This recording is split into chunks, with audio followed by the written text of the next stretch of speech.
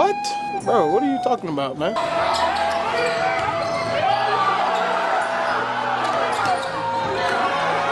look at your daughter's looking at you. Stefan, you forgot you had your mask on and then you... Heart been broke so many times, I don't know what to believe. Mama, baby, come give me something, oh. Baby, come give me. Do you see this? This was posted on House of Highlights.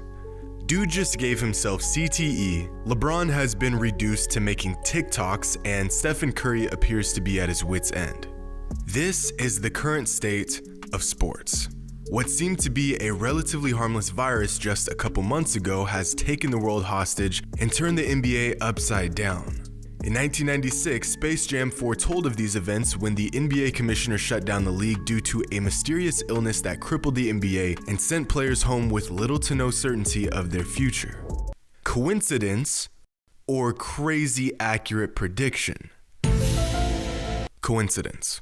I mean, I have yet to see Looney Tunes play basketball, 15-foot tall space monsters, and Michael Jordan dunk from half court with the help of his 10-foot long arm. And yet, 19 days ago, this work of fiction took one step closer to reality. Well, not this part. This part. On March 11th, the league officially suspended the remainder of the NBA season due to a respiratory illness that I can't say out loud on YouTube called this, better known as this. And in the last few weeks, what seemed to be a mild outbreak of a relatively harmless illness has grown to unprecedented proportions. On March 9th, the first case of Rona hit the NBA when Rudy Gobert tested positive for the virus. A stunning turn of events that had the league in a state of shock. A healthy young man in prime physical condition contracting an extremely contagious virus that could cripple the entire league. Well, I mean, as long as he takes the necessary precautions and doesn't spread the virus any further. Conference, and as a joke, he made sure, here he goes, made sure to touch every media microphone as he left. Well, come on, it's not the man's fault. In a time of high tension and worry, he's just having a little bit of fun. It's not like any of his teammates are actually going to get Rona too. Huh. Welp. We're all doomed. My God! Okay, it's happening. Everybody stay calm. What's the procedure, everyone? What's the procedure? Stay calm! Wait. Everybody, calm down! Okay, maybe that was an overreaction. Or maybe not. Because on March 11th, the league announced that it would be suspending the season for at least 30 days, at which time the league will reassess the situation and take further action. I have never seen anything like this. In fact, I spoke to my 81-year-old grandfather last week, and he said in all of his years, he had never seen anything like this. We are in unventured territory. Although, we have seen events that have led to an incomplete NBA season. For example, the 2011 NBA lockout forced the season from 82 games to just 66. Even worse was the 1998-99 NBA season where a lockout led to a regular season with just 50 games. But of course, these occurrences were very different in nature than the widespread suspension we are seeing unfold today. With the current suspension of the NBA, there will be a minimum of 259 postponed or canceled NBA games. Leading up to this epidemic, excluding weather-related incidents in the entire history of the NBA, there have only been 19 canceled or postponed games. We are witnessing history, for better or for worse. As of right now, there are 12 NBA players that tested positive for Rona. Now this may not seem like much, but consider the fact that 9 of the 12 players tested positive after the NBA season was suspended. This is not a matter of how many players currently have the virus, but how many players have it and haven't even been tested yet. Which, in my opinion, completely validates the NBA's decision to put a halt to the season until we get the situation under control. A decision that will cost the league well over $500 million.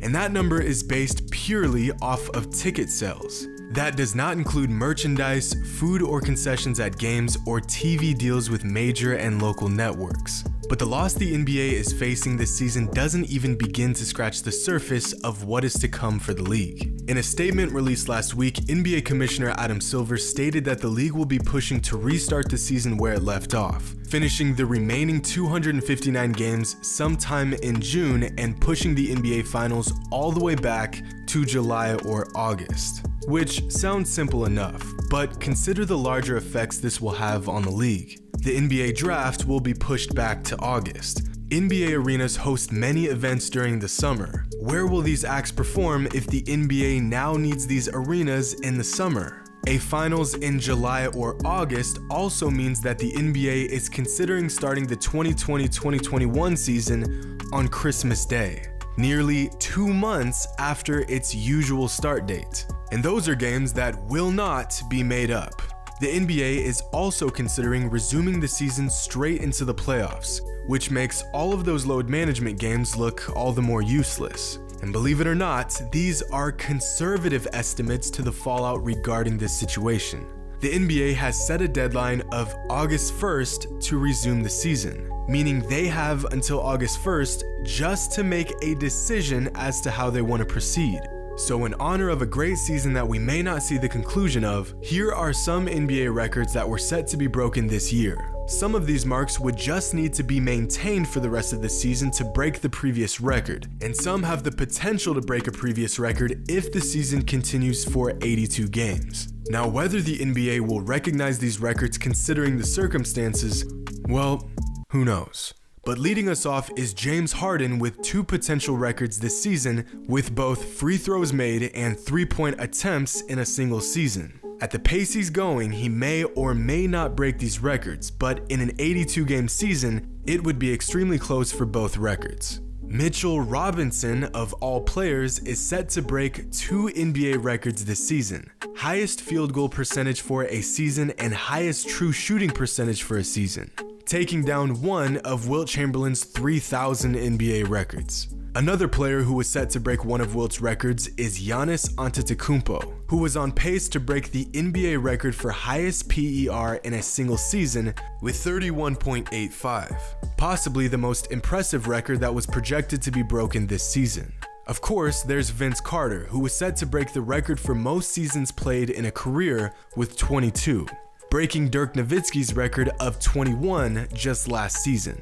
And how can we talk about this season without mentioning the outburst of offense on a level that we have never seen before? This season, there are 6 players who are currently averaging over 28 points per game, tying the NBA record. Now, that may not sound crazy until you consider the fact that in 5 seasons between 2010 and 2015, just 5 players averaged 28 points per game or more. The 2019-2020 NBA season has featured some of the greatest performances in NBA history. With nearly a quarter of the season remaining, the NBA has had 41 games that featured a 45-point performance from a single player. That means, on average, every other day of the season saw a 45-plus point performance. At this pace, a full NBA season this year would have had about 55 such games. From 2009 to 2014, the NBA only had 52 of these games. This season so far has been pretty remarkable. But what some may not know is that with 259 games left in the season, this season the NBA has produced 9 of the top 100 games in the modern NBA. The previous record for top 100 games in a season was 7. If the season continued through 82 games, it is on pace to have 12 of the top 100 games ever played in the modern NBA. To put this season into perspective, the average NBA season features just 2 or 3 games of this caliber. In regards to NBA awards, if the season does not resume, the regular season awards should look like this. Giannis with the MVP, Ja Morant with Rookie of the Year. The 6-man award would presumably go to Lou Williams, which would be his 4th time winning the award, the most in NBA history. The Most Improved Player award would more than likely fall in the hands of Brandon Ingram, and it's well deserved. Defensive Player of the Year could go to Giannis or Rudy Gobert, but it'll more than likely be Anthony Davis. And Nick Nurse will win Coach of the Year. Oh, and I almost forgot. Rudy Gobert and Donovan Mitchell with the Deadliest Duo Award. Emmy for Outstanding Comedy Series goes to. So let's say the regular season did end on March 11th and the NBA was forced to jump straight into the playoffs. Well, in that case, the first round would look like this. The Spurs' 22-year playoff streak would come to an end and the Warriors would go from 5 straight finals to far and away the worst team in the entire league in just one season. When the NBA will return, well, we'll just have to wait and see. But this situation will without a doubt have a ripple effect throughout the entire league and our society as a whole for years to come. How the NBA will rebound from this has yet to be determined, but until then, looks like it's old highlights, marble races, this guy getting a bowling ball yeeted at his head, and shenanigans like this. Hang in there, boys. And as always, until next time.